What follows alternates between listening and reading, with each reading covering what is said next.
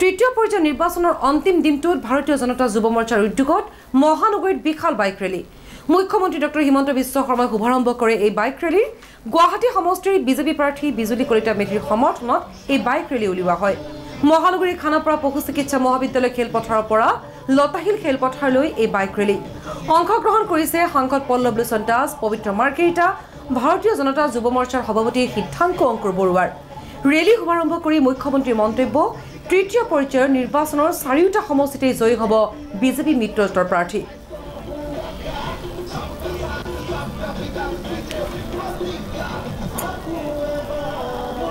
যোৱা প্ৰায় ৪৫ দিন সময় আমাক অসমৰ ৰাইজে অভূতপূৰ্ব সমৰ্থন জনালে এইবাৰৰ নিৰ্বাচনত তাৎপৰ্যপূৰ্ণ দিশ আছিলে যে যিবিলাক অঞ্চল পৰম্পৰাগতভাৱে ভাৰতীয় জনতা পাৰ্টিৰ নাছিলে তেনেকুৱা অঞ্চলতো ভাৰতীয় জনতা পাৰ্টি ৰাইজৰ মাজত সোমাব পাৰিছে আৰু ৰাইজে ভাৰতীয় জনতা পাৰ্টিক বিপুল সঁহাৰি দিছে যুৱ সমাজৰ মাজত অভূতপূৰ্ব উৎসাহ উদ্দীপনা দেখা গৈছে আৰু এক প্ৰকাৰ অসমৰ মহিলা সমাজে ভাৰতীয় জনতা পাৰ্টিক ১০০% ভোট দিয়াৰ সিদ্ধান্ত লৈছে মই বিশ্বাস কৰোঁ যে তৃতীয় পৰ্যায়ৰ নিৰ্বাচন ধুবুৰী কোকৰাঝাৰ বৰপেটা আৰু গুৱাহাটীত অনুষ্ঠিত হ'ব এই চাৰিওখন আসনতে ভাৰতীয় জনতা পাৰ্টি আৰু ইয়াৰ অংশীদাৰ দলসমূহ আমাৰ মিত্ৰজোঁটৰ দল এজিপি আৰু ইউপিপিএল বিজয়ী হ'ব পাৰিব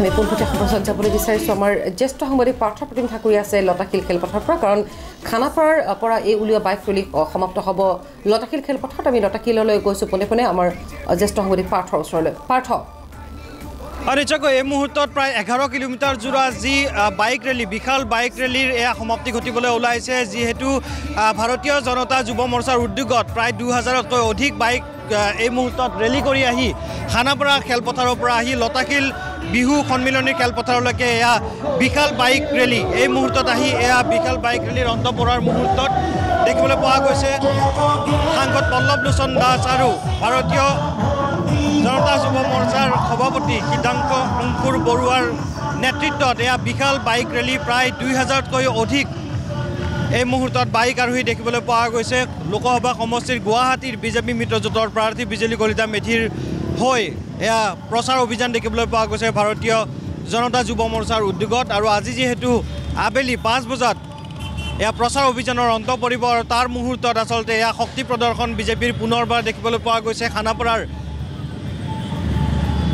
পশু চিকিৎসা মহাবিদ্যালয় খেলপথাৰৰ পৰা এয়া লতাশিলৰ বিহু সন্মিলনী খেলপথাৰলৈকে দেখিবলৈ পোৱা গৈছে প্ৰায় ১১ কিলোমিটাৰ জোৰা পথ সামৰি এয়া বিশাল বাইক ৰেলীৰ এই মুহূৰ্তত অন্ত পৰিছে লতাশিল খেলপথাৰত প্ৰৱেশ কৰা এই মুহূৰ্তত দেখিবলৈ পোৱা গৈছে প্ৰায় ২০০০তকৈ অধিক দুচকীয়া বাহনেৰে ভাৰতীয় জনতা যুৱ মৰ্চাৰ উদ্যোগত উলিওৱা এই বাইক ৰেলীৰে বিজেপিয়ে পুনৰবাৰ শক্তি প্ৰদৰ্শনৰ এই মুহূৰ্তত দেখিবলৈ পোৱা গৈছে হাজাৰ হাজাৰ বাইক লৈ ইতিমধ্যে খানাপাৰা পশু চিকিৎসা মহাবিদ্যালয় খেলপথাৰৰ পৰা প্ৰায় ১১ কিলোমিটাৰ পথজোৰা এয়া বিশাল বাইক ৰেলীৰ অন্ত পৰিছে এই মুহূৰ্তত লতাশিল খেলপথাৰত আজি যিহেতু বিয়লি ৫ বজাত এই লোকসভা নিৰ্বাচনৰ প্ৰচাৰ অভিযানৰ সমাপ্তি ঘটিব তাৰ পূৰ্বে দেখিবলৈ পোৱা গৈছে এনেকুৱা ধৰণৰ বিশাল বাইক ৰেলী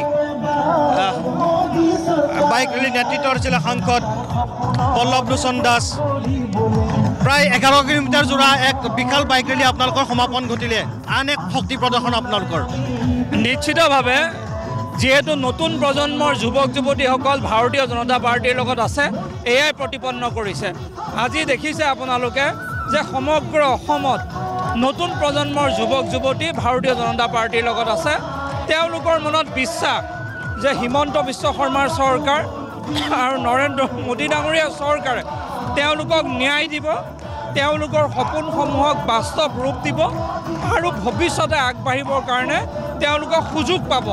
সেইবাবে আজিৰ ল'ৰা ছোৱালীয়ে আন্দোলনৰ পৰিৱৰ্তে ভাৰতীয় জনতা পাৰ্টীত যোগদান কৰে আৰু ভাৰতীয় জনতা পাৰ্টীৰ লগত থাকি নিজৰ সপোনক বাস্তৱ ৰূপ দিয়ে আৰু এইটোৱে উৎকৃষ্ট উদাহৰণ আপোনালোকে দেখা পাইছে এই নিৰ্বাচনত।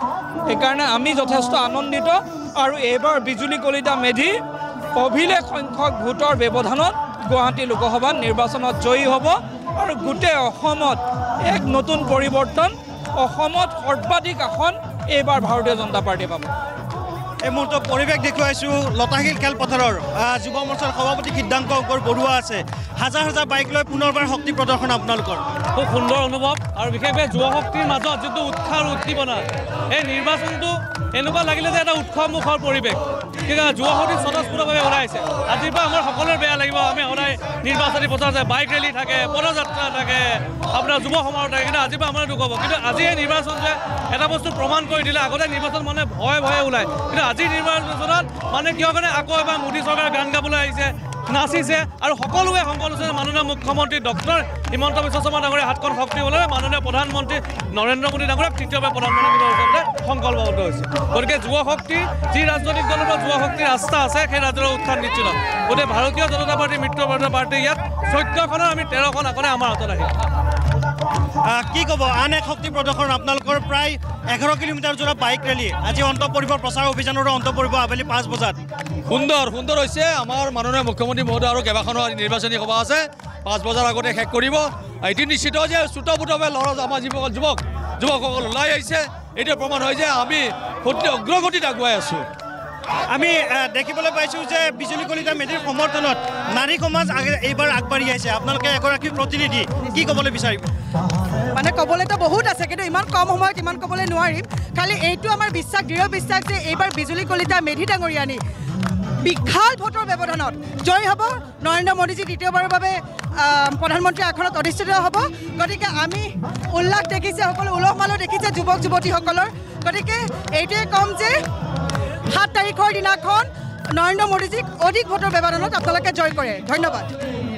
আমি নিৰন্তৰভাৱে পৰিৱেশ দেখুৱাইছোঁ, কেমেৰা পাৰ্চন বিনোদ অধিকাৰী দেখুৱাব। এয়া লতাশিল খেলপথাৰত পুনৰ এবাৰ বিজেপিয়ে শক্তি প্ৰদৰ্শন কৰিছে, কিয়নো আজি বিয়লি 5 বজাৰ লগে লগে যিহেতু নিৰ্বাচনী প্ৰচাৰৰ অভিযানৰ সমাপ্তি ঘটিব, তাৰ পূৰ্বে হাজাৰ হাজাৰ বাইক স্কুটি লৈ এই মুহূৰ্তত যুৱ মৰ্চাৰ উদ্যোগত উলিওৱা বাইক ৰেলীৰ এয়া সমাপ্তি ঘটিছে। আৰু গুৱাহাটী মহানগৰীৰ বিভিন্ন প্ৰান্তৰ যুৱক যুৱতী, মহিলা সকলোবিলাক ওলাই আহিছে। কেৱল মাত্ৰ বাইক নহয়, দুচকীয়া বাহন, যিকোনো।